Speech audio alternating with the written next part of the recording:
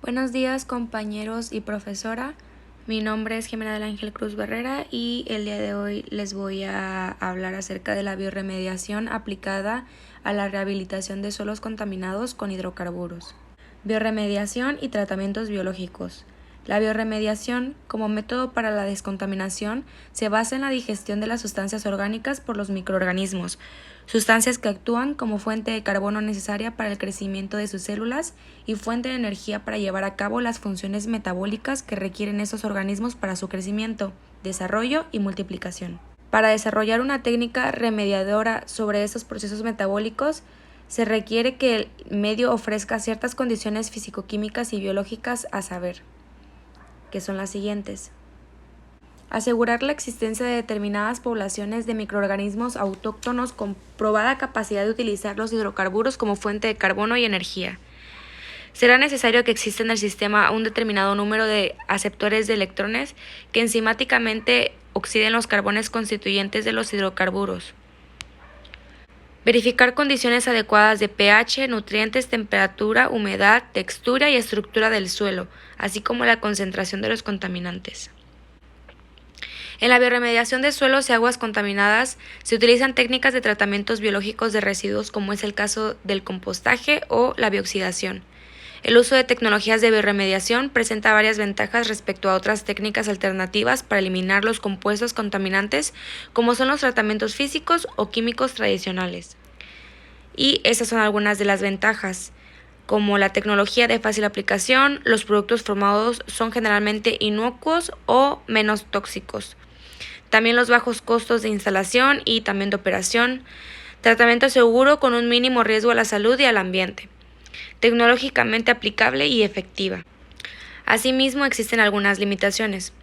Como limitaciones de las técnicas biológicas con respecto a las técnicas físico-químicas, se debe considerar los tiempos biológicos, es decir, el tiempo necesario para alcanzar una biodegradación aceptable, según las exigencias normativas. También puede ocurrir que durante una biorremediación se produzca una ralentización del proceso degradativo, sea por un enriquecimiento de los componentes más recalcitrantes o por una alteración en la biodisponibilidad de los contaminantes. Las estrategias de biorremediación se agrupan en dos tipos: intrínseca o atenuación natural y dirigida o asistida, autóctonas para desarrollar de forma natural y simultánea.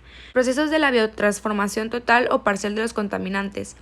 En este caso, la participación del hombre es solo para el seguimiento y control del proceso. Y la dirigida o asistida consiste en mejorar el proceso mediante la bioestimulación o la bioaumentación de las poblaciones microbianas, encauzando o acelerando el proceso de biodegradación natural. Biorremediación in situ, ex situ, on-site. Según el modo de aplicación de las técnicas, la biorremediación puede ser in situ, si se realiza el tratamiento en el lugar donde se encuentra la contaminación; ex situ, si se realiza el tratamiento retirando los materiales del sitio contaminando, tratándolos en una instalación fuera del lugar donde se encuentra la contaminación; así como on-site, la cual es una variante del ex situ, donde el tratamiento se realiza en una zona lindante a la zona afectada con excavación del suelo. Factores que afectan a la biodegradación. Un sistema de biorremediación eficiente depende de la velocidad de biodegradación de los contaminantes. Por ello es necesario considerar los factores bióticos y abióticos que lo afectan. Los factores abióticos o físico-químicos son aquellos que se relacionan con el contaminante, estructura química, concentración y biodisponibilidad, y con las condiciones medioambientales, ya sea el pH, humedad, temperatura, disponibilidad de oxígeno y nutrientes. Los factores bióticos dependen de los microorganismos, población microbiana y cometabolismo. Métodos de biorremediación aplicables a la remediación de suelos contaminados con hidrocarburos. Sistemas de biorremediación de suelos. Los ambientes contaminados por derrames o volcado de efluentes con hidrocarburos y el tratamiento de residuos de la actividad industrial en general y de la petrolera en particular reportan presencia de concentraciones variables de grasas y aceites, gasolinas, querosenes y naftas de aviación, diésel, residuos de fondos de tanques, derrames de crudo, livianos y pesados, mezclas de hidrocarburos aromáticos polinucleares y compuestos inorgánicos con aptitud para la biodegradabilidad. La biorremediación de suelos contaminados, ya sea in situ o ex situ, puede realizarse por varios métodos. En particular, nos ocuparemos del método de laboreo en suelos, biolabranza o land farming, y del tratamiento en pilas o biopilas. Los productos de petróleo más ligeros, volátiles, por ejemplo, gasolina, tienden a ser eliminados por evaporación durante los procesos de aireación, es decir, inyección de aire, extracción de aire o volteo de pila o laboreo agrícola, y, en menor medida, son biodegradados por respiración microbiana. Por ejemplo, combustible diésel, querosene, contienen porcentajes más bajos de volátiles. La biodegradación de estos productos de petróleo es más significativa que la evaporación. Los productos de petróleo de fracciones más pesadas, por ejemplo, aceites lubricantes, no evaporan durante aireación, por lo que en estos casos la biodegradación es el mecanismo dominante que descompone estos productos de petróleo. Sin embargo, los componentes de petróleo de peso molecular más altos requieren un largo periodo de tiempo para degradarse. Land farming es un proceso que básicamente implica incrementar drásticamente la masa microbiana del suelo mediante la adición de nutrientes o de microorganismos procedentes de cultivos obtenidos mediante la multiplicación en bioreactores de los microorganismos autóctonos. Los microorganismos se obtienen del suelo contaminado del lugar. En el laboratorio se seleccionan los consorcios microbianos más adecuados según la tolerancia a sustancias inhibidoras, a la salinidad y a sus capacidades de degradación de hidrocarburos. Para la aplicación de biotratamientos en suelos contaminados con hidrocarburos se requieren las siguientes estrategias de operación y manejo. Elección de un sitio que asegure protección de los agentes climáticos adversos, viento, temperaturas y lluvias. Aislamiento de los acuíferos y aguas superficiales. Facilidad de tratamiento y disposición final en ese lugar. Accesibilidad para laboreo con equipos agrícolas. Repoblamiento vegetal al final de biotratamiento. Selección y multiplicación de microorganismos autóctonos para su posterior utilización en bioaumentaciones. Evaluación de la eficacia de los biotratamientos. La eficacia de un sistema de bioremediación depende de los parámetros que se agrupan en 3 categorías: características del suelo, características de los contaminantes y condiciones climáticas, y se muestran en la siguiente tabla. Aquí se pueden ver los parámetros de control, y con estos, como mencioné, se evalúa la eficiencia de un biotratamiento.